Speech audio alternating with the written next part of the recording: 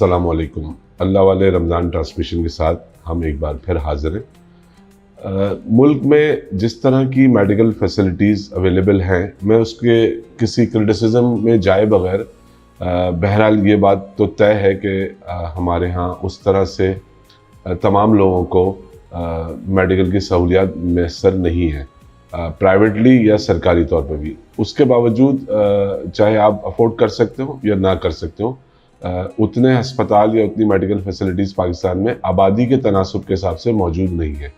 फिर भी कुछ इदारे इस मुल्क में, इस शहर में, लाहौर में ऐसे हैं जो ख़ास तौर पे माँ और बच्चे की सेहत के हवाले से मुफ्त इलाज की सहूलत फराहम कर रहे हैं और दीगर सहूलियात भी मुफ्त फराहम कर रहे हैं। ऐसा ही एक इदारा अल मुस्तफ़ा हॉस्पिटल है, जिसकी रूह रवां यानी उसके MS डॉक्टर शाहीना कामरान हमारे साथ हैं।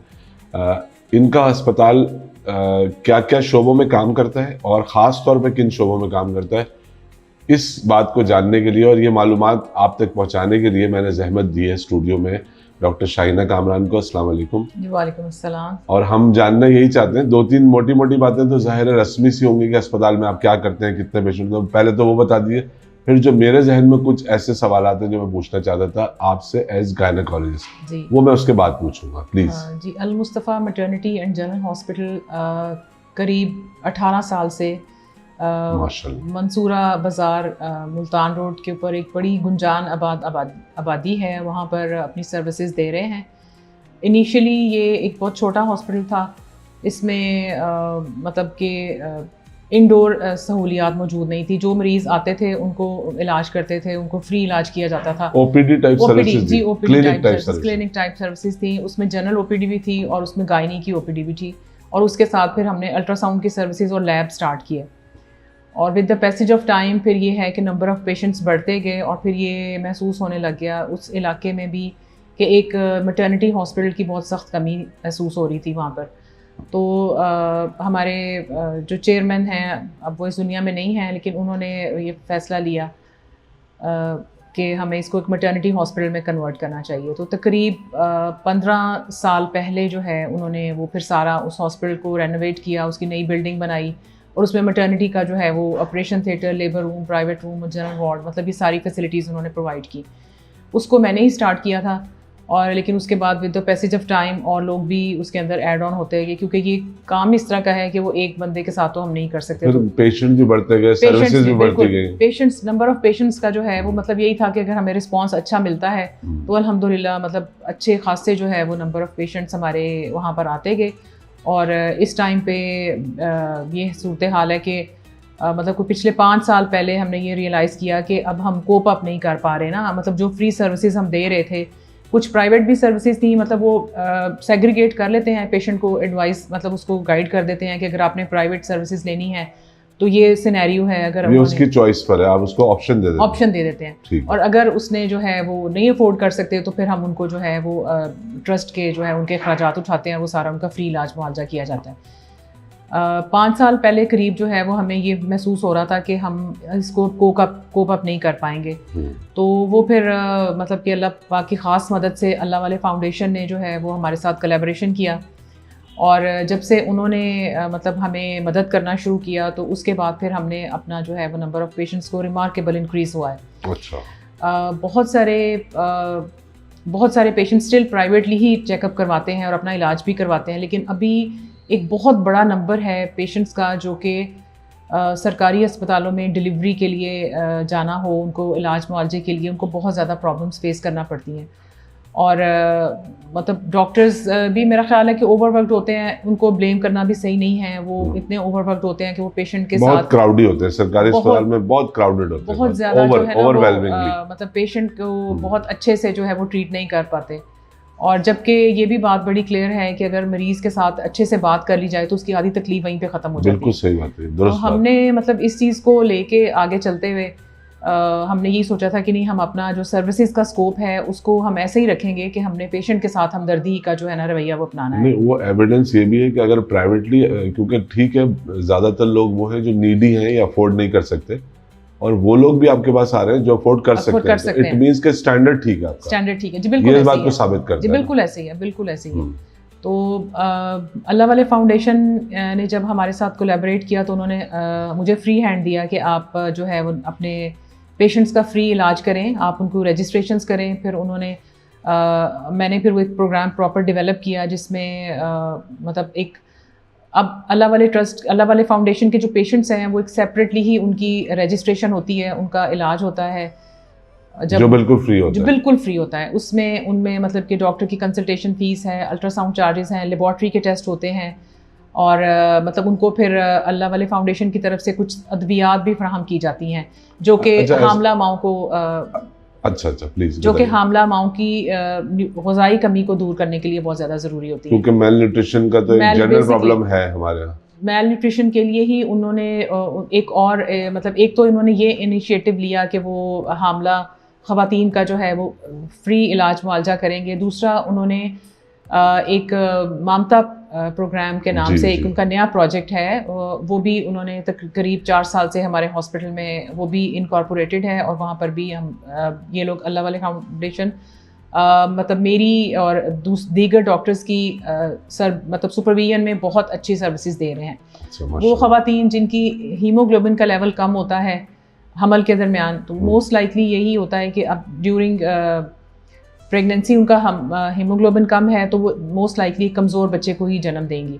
और अच्छा, ये जनरल ऐसा मुझे लगा कि ये पढ़े लिखे लोगों में भी नहीं पता होता और जहाँ पे मसला है वहाँ तो है ही ऐसे ही है। हाँ। बिल्कुल ऐसे ही है कि इतनी अवेयरनेस ही नहीं हम लोगों को कि ये बात हम जान सकें कि एक खातून एक माँ जो है वो एक प्रोसेस से गुजर रही है जो कि एक चाइल्ड बर्थ का प्रोसेस है।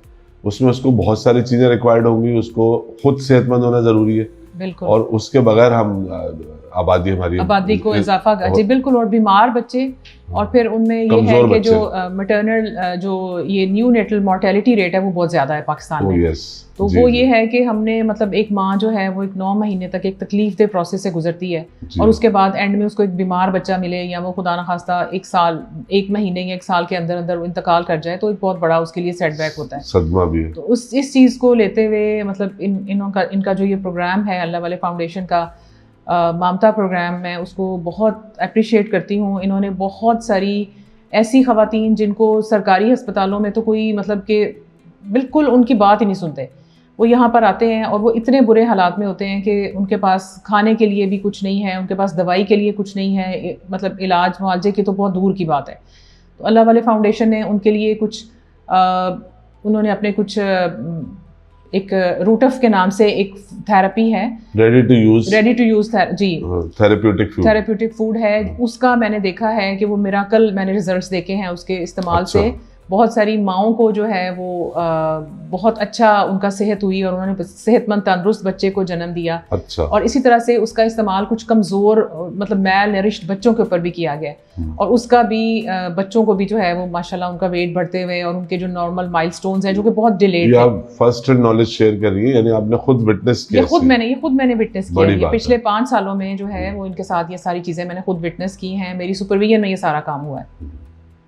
अच्छा, ये तो चले बहुत अच्छी बात है कि ये इस सेक्टर में और ये वाली उस हवाले से कि एक ऐसी कमी या मेडिकल नीड जिस पे हमारी ना तवज्जो है ना आइंदा कोई तवज्जो देने के बारे में सोचेगा, ख़ास तौर पे उस सतह पे जो हम फ्री सर्विसेज या सरकारी हवाले से हम बात करते हैं तो वहाँ तो नहीं जाएगी। अच्छा, अब मैं जनरल आपसे एक सवाल एज आप क्योंकि गायनेकोलॉजिस्ट भी हैं और उस हवाले से ये सवाल करना था क्योंकि रमज़ान है तो बहुत सारी मदर जो इस वक्त उस प्रोसेस से गुजर रही है जिसको प्रेगनेंसी कहते हैं, तो उसमें और कुछ जो अभी लैक्टेशन वाले प्रोसेस में, तो क्या वो रोज़े के दौरान मतलब प्रेगनेंसी में रोज़ा रखना, कुछ लोग बड़ा जबर करके कहते हैं नहीं हमें रखना है, कुछ वैसे ही छोड़ देती हैं, कुछ लैक्टेटिंग जो मदर्स हैं वो कहती हैं हम रोज़ा नहीं रख सकते, कुछ जबरन रखती हैं, तो वो एक कन्फ्यूजन है जिसके बारे में मुझे तो कुछ नहीं पता। पढ़े लिखे लोगों से पूछता हूँ वो भी सही जवाब नहीं देते, तो आप बिल्कुल सही पर्सन है जो इसका जवाब देंगे प्लीज़। इसमें 2 एस्पेक्ट है, मतलब एक तो जो अल्लाह का हुक्म है वो अल्लाह पाक ने मतलब जैसे ये कहते हैं ना कि दीन में कोई जबर नहीं है, तो अल्लाह पाक की तरफ से पूरी इजाज़त है हामला माँ को और दूध पिलाने वाली माँ को कि अगर उसको लगता है कि वो उसको तकलीफ़ है और वो ये उसके लिए जहमत है उसको तकलीफ़ हो रही है, मतलब ये इबादत तो वही है ना जो मोहब्बत से की जाए, तो अगर उसमें मोहब्बत का पहलू नहीं है, उसमें वो हमें वो जहमत बन जाती है, तो वो फिर मुझे लगता है कि वो उस इबादत का शायद उतना हमें अजर भी नहीं मिलता। तो अल्लाह पाक ने ये इजाज़त दी हुई है कि अगर आपको उसमें तकलीफ़ महसूस हो रही है तो आप उसको छोड़ दें, लेकिन ये है कि वो बाद में उसको कंप्लीट करना ज़रूरी है, पूरा करें, उसको पूरा करें पहली। लेकिन ये है इसी तरह जैसे आपने कहा ना कि कुछ मतलब ख़ासकर यंग बच्चियाँ होती हैं, उनको बहुत शौक होता है, या कुछ ऐसी ख़वातीन होती हैं जो कहती हैं कि हमने कभी छोड़े ही नहीं तो हमने रखने हैं, हमने रखने हैं। तो उसके लिए यही होता है कि उनको यही मशवरा है कि पैगाम उनके लिए यही है कि वो अपने डॉक्टर से मशवरा कर लें, क्योंकि एक फ़र्स्ट ट्राइमेस्टर होता है और एक लास्ट ट्राइमेस्टर होता है। इसमें अमूमन रोज़ा कंटिन्यू रखना अभी तो बहुत छोटा है 12 घंटे का, लेकिन ये भी मुश्किल हो जाता है। फर्स्ट ट्राइमेस्टर में अमूमन माओं को मतली, उल्टी इस तरह की और लो ब्लड प्रेशर की जो है वो नौजिया, वॉमिटिंग और लो ब्लड प्रेशर की जो है वो तकलीफ का फेस करना पड़ता है। तो उसमें ये होता है कि वो रोज़ा रख के करीब मतलब उनकी जो है ना वो अपनी कंडीशन भी वर्स हो जाती है, और इसी तरह से ही फिर वो बच्चे को भी डिहाइड्रेशन का जब सामना करना पड़ेगा तो वो बच्चे के ऊपर भी बुरा असर पड़ सकता है। तो उसमें फिर हम यही कहते हैं कि आप अपने डॉक्टर से मशवरा कर लें, अगर वो आपको इजाज़त दे रहे हैं तो आप ज़रूर रखें। और जो मिड ट्राइमेस्टर होता है उसमें अमूमन जो है ना वो ख़वातीन की सेहत अब प्रेगनेंसी को काफ़ी हद तक जो है ना वो अपनी जो बॉडी है वो एक्लेमेटाइज कर लेती है, उसमें वो रखा जा सकता है। लास्ट ट्राइमेस्टर में ख़वातीन को बहुत ज़्यादा एनर्जी चाहिए होती है, क्योंकि बच्चे की बढ़ता हुआ वज़न है, उसकी भी ज़रूरियात ज़्यादा है और ग्रोथ ज़्यादा हो जाती है तो उसकी ज़्यादा नीड हो जाती है। इसलिए उस टाइम पे जो है वो अगर ख़वातीन रोज़ा रखेंगी, हामला माएँ रोज़ा रखेंगी, उनके साथ उनका ब्लड शुगर लेवल भी ड्रॉप हो सकता है और गर्मी के मौसम में डिहाइड्रेशन होने का भी डर होता है। तो इसलिए भी अमूमन हम यही एडवाइस करते हैं कि अगर तो आप इतना अच्छा मील ले सकती हैं ट्वाइस अ डे कि आप अपना उसको कोप अप कर सके तो उसको रखें, अदरवाइज़ मोस्टली यही हम हिदायत देते हैं कि आप इसको छोड़ दें और बाद में रखें। यानी इसमें मनपसंद काम नहीं करना चाहिए कि मुझे ये लग रहा है और मेरी अम्मी को ये लग रहा है और मैंने पूछ लिया। बिल्कुल नहीं, डॉक्टर की एडवाइस मस्ट है। जी, डॉक्टर की एडवाइस बिल्कुल मस्ट है, क्योंकि उसके बगैर अदरवाइज आप फिर कॉम्प्रोमाइज अपने आप को भी कर रहे हैं और अपने बच्चे को भी कर रहे हैं। बिल्कुल ऐसे ही है, क्योंकि मैंने देखा यही कि वो कुछ थोड़ा सा हम एक्सट्रीम पे आ जाते हैं रिलीजन के मामले में भी और रमजान में ज्यादा।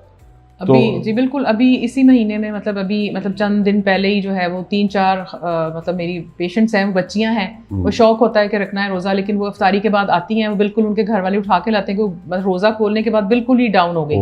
तो हम उनका ब्लड प्रेशर चेक करते हैं, वो बहुत कम हुआ होता है, फिर उनको फ़ौरन हमें फ्लूइड देना पड़ता है, इंट्रावीनस फ्लूइड देने पड़ते हैं, और इस तरह से फिर उनको समझाते हैं कि बेटे आपको इजाज़त है, हाँ वो कोई ना कोई इंट्रावीनस फ्लूइड देंगे ताकि उनकी जो है वो सेहत बहाल हो सके। तो मतलब ये है कि ये एक इम्पोर्टेंट इबादत है, लेकिन बॉडी टू बॉडी और वेट वाइज भी वेरी करता है, बॉडी टू बॉडी भी जी बिल्कुल बॉडी टू बॉडी वेरी करता है। दूसरी बात ये है कि आपका प्रेगनेंसी का कौन सा टाइम चल रहा है इस पे भी डिपेंड, और दूसरी बात ये है कि आपकी सेहत कैसी है। हाँ, मतलब कुछ लोग फिट हैं आप ये नहीं, हाँ कितनी सेहत कितनी अच्छी है। अगर तो सेहत अच्छी है तो आप इसको इबादत को ज़रूर अदा करें, लेकिन अगर आपकी सेहत में थोड़े से भी कुछ खदशात हैं तो डॉक्टर से ज़रूर मशवरा करें। क्योंकि मुझे इतना तो मैंने एक जगह पढ़ा था कि अल्लाह ताला ने ये फरमाया कि जो दीन में आसानी को अवेल करे वो मुझसे ज्यादा करीब है। बेशक जो दीन में दी हुई आसानी को छोड़ के दिक्कत की तरफ जा रहा है वो मुझसे करीब नहीं है। बिल्कुल ऐसे ही है, बिल्कुल तो आसानी वाले मामले पे जाना चाहिए। आपके साथ बहुत अच्छी गुफ्तगू हुई, बहुत मालूमाती बहुत चीजें पता चली, और जाहिर है गाइडेंस भी आपसे मिली उन ख़वातीन यंग मदर्स को जो इस वक्त उस दौर से गुजर रही है जिसका आपने जिक्र किया। इंशाल्लाह हम आपके साथ बातचीत करने आपके हॉस्पिटल आएंगे और वहाँ आपको काम करते हुए उस दौरान में कुछ बातचीत करेंगे बहुत जल्द इंशाल्लाह ईद के बाद। बहुत शुक्रिया डॉक्टर शाइना, अल्लाह हाफ़िज़।